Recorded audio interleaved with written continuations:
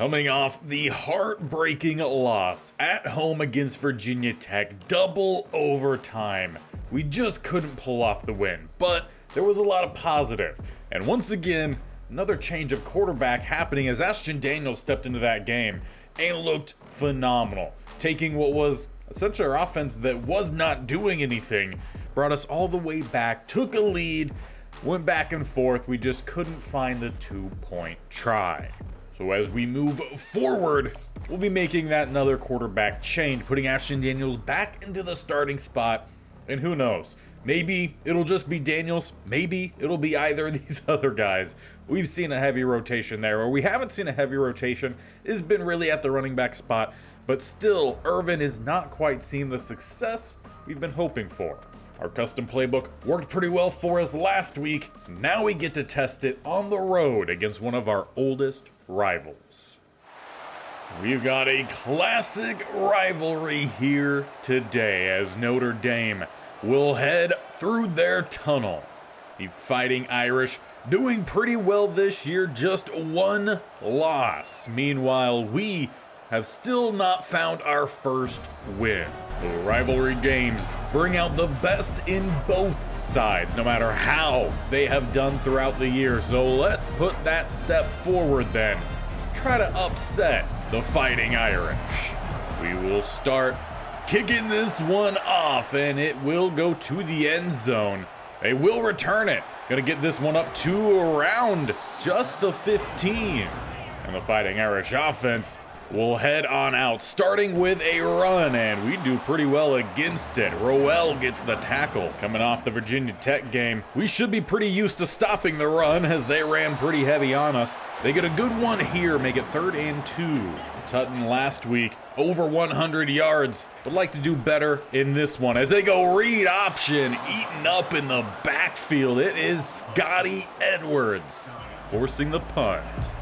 Exactly what we needed from the defense. Now we'll get to see what the offense can do. Can Alik Aomanor continue his more breakout performances the last couple games? And can we get the rushing game going as well? Well, Irvin, he finds a lane. Busted off for about a gain of 15. With us already starting in plus territory down to the 31. As we'll get the screen set up here for Bachmeier. Gets a little bit of some extra space to the outside. He picks up 4. We saw the RPOs, options, screens all start to come a little bit more into fruition last week. Gonna see if we get a little bit more of that this week, though the read option there swallowed up. Outside guy crashed down, but it was the DT who made the play, so 3rd and 10. Maybe in field goal range, maybe not. As Daniels looks to step up here, he will scramble, sliding down with a 1st down gain. Kind of went at the defender's shins in the process. Farrell in motion. He's going to take the jet sweep, try to get him to the outside, have to cut up. He's got a little bit of a lane to just get inside the 10. The offense moving rather smoothly here. Coming out in a pistol strong. Bachmeier in a short motion as they'll get this one out to the tight end in Unger and will maybe pick up a gain of 2. Nothing all too fancy there, but the D-line here for Notre Dame looks stacked, so we might look a little bit more to the outside then. Or they hand it off down the middle. Probably should have swung it out to Farrell. Or perhaps with how loud this stadium is, he just wasn't able to find out who his receiver was. Tight end screen here and stopped at the 4. Tight ends put in a lot of work last week. I'm sure they were looking for an easy one there, but the punter with the field goal gives Stanford the lead here, the first to score in this rivalry matchup. And with that, hopefully some momentum to carry through into our second defensive possession here. It's a run to the outside and a quick stop by Galvin. The sophomore linebacker from Iowa, he's shown a lot of promise. He's made some good plays this year. Just need to see a little bit more consistency. Getting there early, though, is right. So the first down for the Notre Dame Fighting Irish will come via penalty. As they go 1st and 10, looking to pass, a sack around the side is Tafiti. We brought the extra men down the middle, pays off, makes it easier for him to get back there. 2nd and 14, they go spread empty. With a quick throw and finding a little bit of a lane, they'll actually make it a very manageable 3rd. In fact, just 3 needed. They'll hand it back off. A lane found and a lane ran through for the first down up to the 45. Lanes haven't opened up that much for Love, but he gets the job done, and he sends us inside the first quarter. Currently your Cardinal lead 3-0. But Notre Dame starting here at the 45. They got a pistol set. Look for the quick throw, and they will find the first down and a good little bit more, as this might turn into a foot race. Wright can't bring him down. Labor will down at the 5. Bo Collins, the leading receiver here for Notre Dame, shows why tackling is instrumental. That should have been a short gain, instead a huge one, as they will go down the middle. Slipping another tackle, though, tripping. Love slowed down, and that might cost him 6. But any help we can get, we will take. Second and goal. They go read option, trying to get it to the outside. The quarterback powers through. Well, we may have scored first in this one. It's Leonard and the Fighting Irish with the first touchdown. And that's why every possession here is going to be instrumental for us to keep up here. We do not have the same caliber of player that Notre Dame does. As we'll look for Tiger Bachmeier, he takes the drag all the way across the field, picking up that first down. Just need that little bit of mobility in the pocket. That's really the reason I think Daniels saw some success last week. And we find Unger here on the dump off, picking up 3. Going to keep these plays as simple as possible. That's where we saw our success. Back to the run game here. Irvin stretches it, the power to the outside as he's at the 40, slips one down inside the 35 before he gets pushed out. By far, this is already the best running game we have seen in a game. As we have Unger at the fullback spot. We'll go with some option. Swing it out to Irvin, and he's going to have to sprint forward to even get back to the line. The pitch definitely sent him a little too far backwards. 2nd and 11, they bring a blitz. Looking to find a pass, and it's going to get picked off. That lane never opened up. And unless Daniels can sprint back there, which he does not have the speed for, it is a pick 6 Patrick Givens. That is where all of the trouble has really been for this offense, when they force passes under pressure. Sometimes you just got to take a sack or throw it away. As they will loft it up, and it's tipped away. Coverage remains pretty tight here for the Fighting Irish defense. 2nd and 10. As we are just over 4 minutes left, it opens up down the middle here for Irvin. Does not get by the safety. Forces the juke, and it's actually a tackle from behind. With a 1st and 10, though, up to the 32. Going back to the running game, so far that's worked out the best. Slipping another tackle, gain of about 9. But we've struggled to run the ball up to this point, but so far that's been the better attack in this game.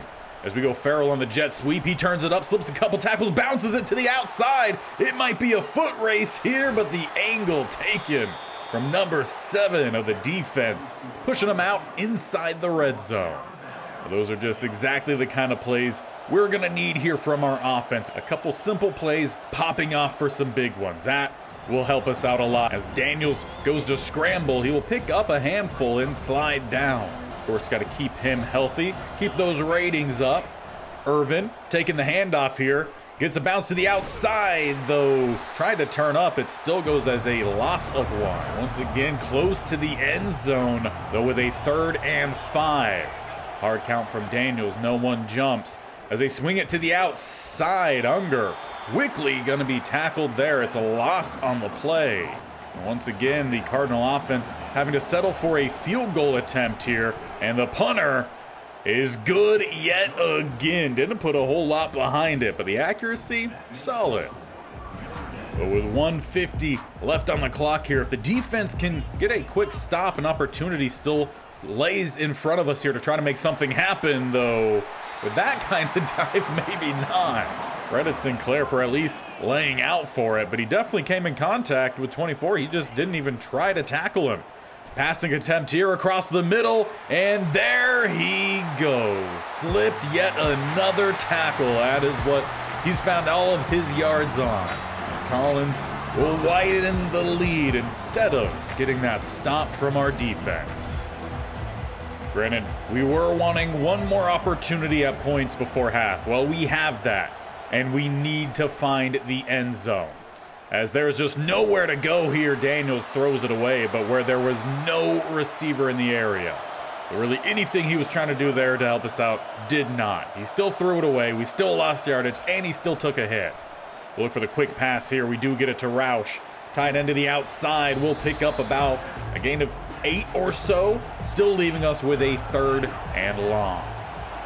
We're going to send Bachmeier in motion yet again here as they flood the left side of coverage. There goes Daniel sprinting to the right-hand side. He's got some yardage, sliding down right in front of the 45. It's just that ability to scramble that provides a lot more than what we had from Lamson. Strictly a pocket passer as Irvin dances across the middle. He'll pick up another 5. Offense goes hurry up. And as well, runs us inside 1 minute. Back to the rushing game, and no gain that time. We just keep being given these 3rd and mediums. We haven't been able to convert. As we look for the pass once again to the outside to Roush, he drops it. But surprisingly, the offense stays out. 38 seconds left in this half.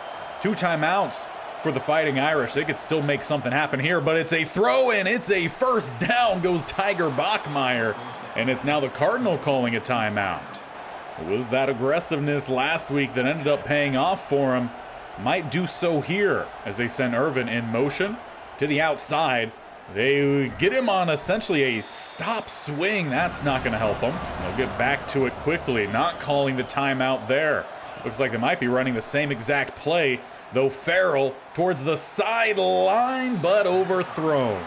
They've got 14 seconds, 2 timeouts to try to find the end zone. Airmanner hasn't seen a single target yet this half. A little play action, they might look for him here, but it gets picked off. Underthrown, and they got to make sure they get the tackle here. Can't let ones on both sides wreck it. We'll get the tackle. I'll bring end to the first half, but a lot of mistakes keeping us from getting back into this one. But as halftime arrives, we'll be getting the ball after half, which means we really got to find that touchdown drive, settle down the offense. The rushing game was opening up. We've got to go Irvin's way a little bit more, and hopefully the defense picks up some stops. So with the game plan of trying to get back to the basics here, that is exactly what we do. Irvin busts it to the outside yet again here. Good pursuit, though, from the linebackers. Some of these rushes that could have been a lot more are being limited, as it's the RPO here. Big juke from Irvin, but it's just back to the line. With a 3rd and 2, it's a pistol look here. They got 2 receivers to the right, but they hand it off Irvin, and he is denied. The offense stays out yet again. As they go spread shotgun here, they send Alik in motion, and they do not hand it off to him. A spin from Irvin, and he is tackled in the backfield. It's a turnover on downs. Honestly, looked like both options were open initially. They stuck with Irvin as the running game has worked, but that time puts them in a really bad spot. Love takes the handoff here. Labor comes down, gets the stop, gain of 3.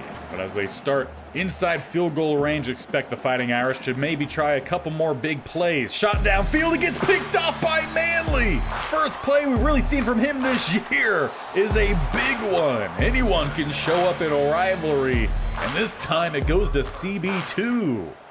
Now let's use that to try to build this offense. The Maryland eye is where we begin. Irvin with several lead blockers gets down the middle, and he will pick up 7. Last drive mostly running. Looks like that might be how they start here, as Irvin tackled in the backfield. Very much seems like it's 1 step forward, 2 steps back here for the offense. 3rd and 6. Looking to pass the ball as Daniels instead will just take it down the middle, sliding down with the first. Again, just trying to take the plays given. 1st and 10, just shy of midfield as Irvin takes the handoff. Tries to get it to the outside. He's got the speed. He hits the corner, turning up. Gonna get out with a gain of about 16, 17. Who's expecting the rushing game to pop off in this one? As it's Butler checking in, and Butler getting tackled, loss of 3. So still it remains step forward, step back. As Alik Ayomanor in motion. Same play they ran prior to half. They do get it to Ayomanor, but he steps out on his own accord. So 3rd and 15. Hard count from Daniels. No one jumps. as he's going to sprint out, get this one to Irvin with a blocker downfield. It's the tackle coming from behind. And on yet another medium down here. 4th down, though. Offense staying out, staying aggressive here. They don't feel like just getting these simple plays really going to help them. But Manor, he finds the space, and he finds the pylon. We find a touchdown here. Second half last week was huge for us. It could be the same this time. We're just really going to need the defense to get some stops. And any more turnovers also will definitely help out, as it's a spread look to start. Love, no, not Love. It's 24 checking in, and he will pick up a nice gain of 7. He's made a couple plays more spread out at a receiver spot, so they just might have a solid athlete to help out their offense. 2nd and 3. They go back to the quarterback read option, ripped down by Franklin. And it'll bring up about 3rd and half a yard. It's a tight shotgun look. We bring the heat, but they throw it. Right will bump him down, but it's a 1st down. We try to do the same thing we did on that first possession of the game on defense. Yeah, it's a good adjustment from Notre Dame. They're learning as we move along here. As it gets picked again, it's Manley. This one's gonna be the pick 6. We will need to go for 2, but 2 picks from CB2. Maybe he's rivaling now CB1. But the crowd here is dead silent, shocked.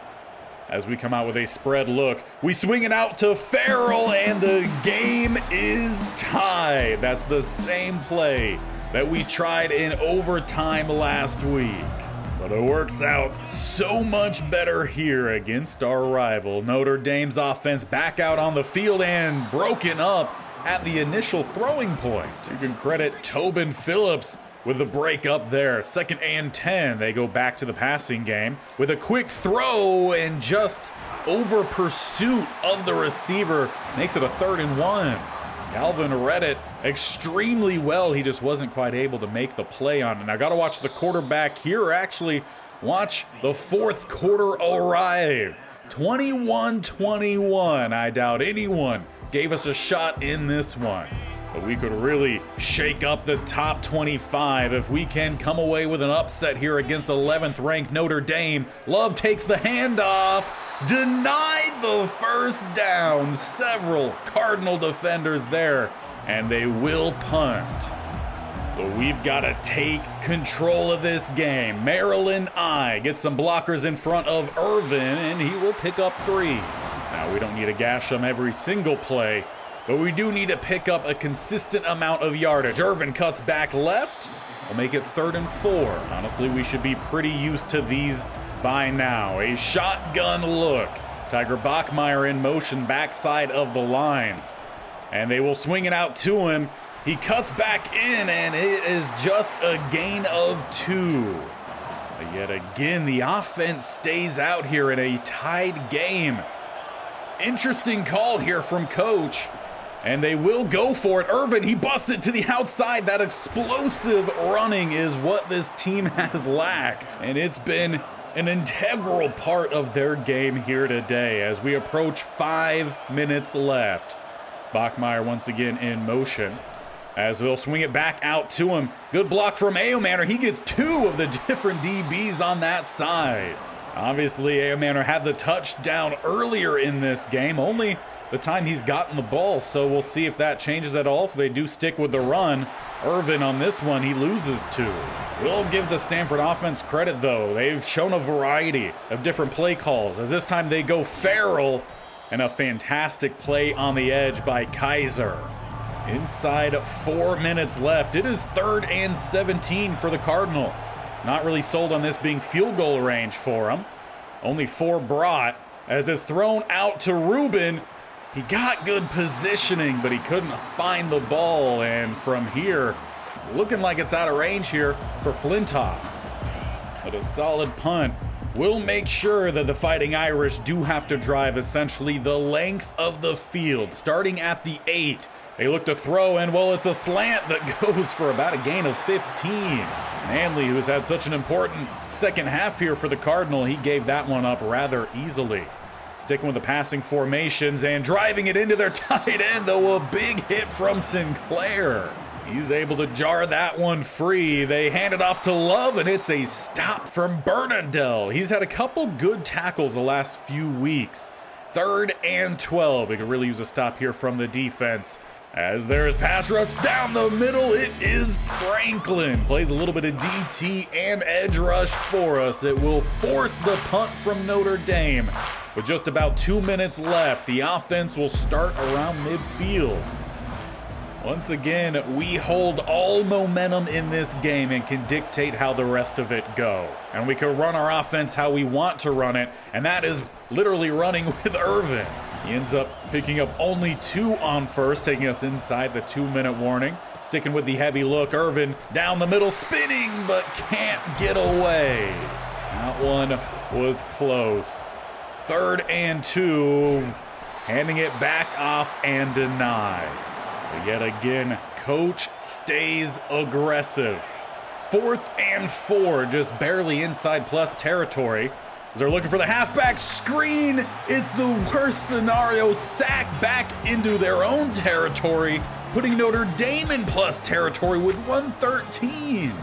It's that aggressive play that got us back into this game, but it could be the reason that yet again we walk out of here with a loss as Notre Dame in one play.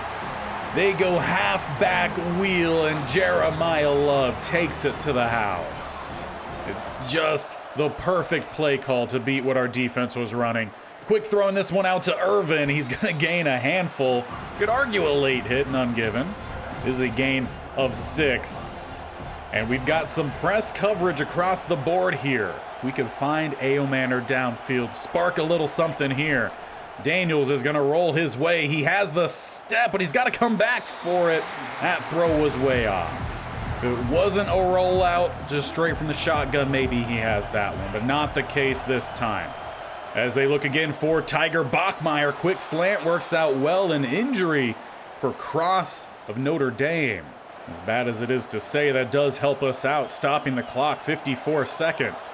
Coming out with 2 tight ends and a receiver to the right-hand side here. A little bit of some play action. Going across and finding Bachmeier, trying to use that speed to get out of bounds, and he will. Definitely took a hot minute, though, to get out there. 47 seconds left. A little motion here for Aomanor. As it swung out to him, not sure why they did that. Gonna have to get this one snapped quickly as they look for Aomanor across, and that is clear, utter pass interference. The refs don't end up calling anything. It's 3rd and 13. Farrell to the outside, and he drops it. It was in his hands. But instead, it's 4th and 13.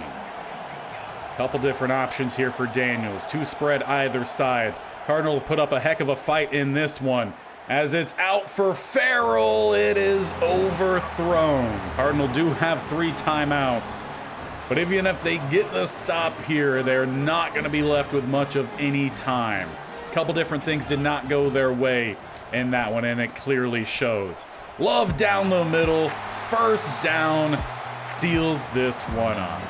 It's another heartbreaking loss here for the Cardinal. They keep putting themselves in position. I know 0-6 is not a good record, and especially losing to some rivals, but along the way, they've been in every single one of these games at some point. Mistakes on their own part took it away from them.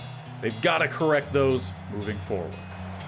First, just gotta say, great job from 2 individual players of that game. Irvin finally had the game we were hoping to see from him, and Manley, fantastic, showing up out of nowhere, and in fact, with that, he earned Player of the Week. So great job to those 2, but still, this isn't an individual game. This is a team game, and the team in general still is not finishing these games. We did great in the 1st and 3rd quarter, pretty solid in the 4th, mostly defensively speaking, but the 2nd we gave up 21 points, some of that due to offensive turnover. The 4th quarter, we gave up the key touchdown on one play, the wheel.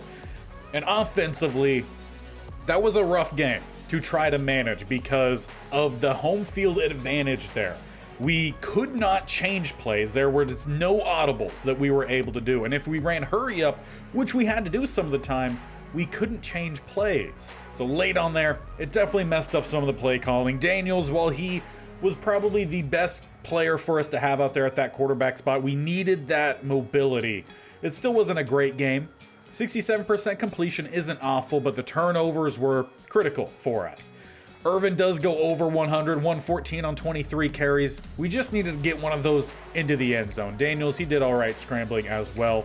Receiving, Bachmeier led us in that one. Aomanor only 3 catches, one of which was a touchdown, but we really did not get the tight ends that much involved. We tried to get them the ball, they just weren't making the plays like we've become accustomed to.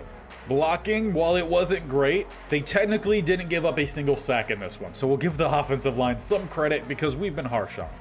And defensively, we could have used a little bit more here from our defensive line. They were a little bit gone for most of the game. They did okay. They made a couple splash plays. Franklin and Tafiti got some sacks, but really it was everyone else downfield who were making a majority of the plays. So we need more from our front seven. But I've got to shout out Flintoff as well. He's our punter, and he's made every field goal so far we've asked him to, but we're not really giving him any difficult ones. But we sit essentially at the midway point here. Week 8, I'm pretty sure we have some recruits coming in this week. SMU, they are ranked. We could really use with picking up a win here. We've had winnable games, we just have not finished. But as we try to finish up this episode, we've got some important recruiting news. Steven Tyler and Rob Braverman have both committed 2 big gains. But as the ebb and flow seems to be here with Mateo Reverend, well, we didn't have a big game from our tight ends. So he didn't like that. He's been very hit or miss, but he's just such a good player that we are really trying to push to bring him in. We're going to have to work on getting the tight ends back involved next week because once again, he's locked us out. So with that continually being the case and the fact that we are relying on a lot of older tight ends, 2 seniors, 2 juniors, we would like to bring in some other options for the future. So we're going to bring in 3. Tyquan Lynch, CJ Draft, and Nathan Carter. None of them are in their final bits with any team. In fact, none of them have any other offers from any team, though Nathan Carter is very close to narrowing down his team. So we've got to jump in there quickly. We're going to throw the house at these few guys. They're all blocking style tight ends. So hopefully that'll help us a little bit in terms of running. Hopefully they also have a little bit of some hands. With some of the extra points we got laying around, well, I think it would be a really good idea here to try to get Devin Bostic in for a visit as soon as possible, though it looks like the soonest we could do that would either be a bye or week 12. So that's going to be a little bit concerning considering that Texas is moving in on it. So for now, we'll just have to schedule where we can. And honestly, with how we've played, a bye might be the best bet for us. So we will schedule that, and we will do it for brand exposure. So a podcast interview here for the offensive linemen. Additionally, Cobbs is also having some interest from Boise State, so should probably try to schedule him for a visit as well. And once again, we can't do week 9. Looks like we just have too many people already scheduled. So we'll go for the week 11 bye, and we will make it a proximity to home, so a family visit. Well, that will set us up for next game against SMU. Still on the hunt for that first one. We keep being so close. Make sure you stick around for it. Hit that Barry icon on the bottom right or scroll down, hit the sub button, and definitely tap that bell icon. This team is very close to turning the corner and finally starting to pull off some wins, and an upset still lays on the horizon as we go against SMU.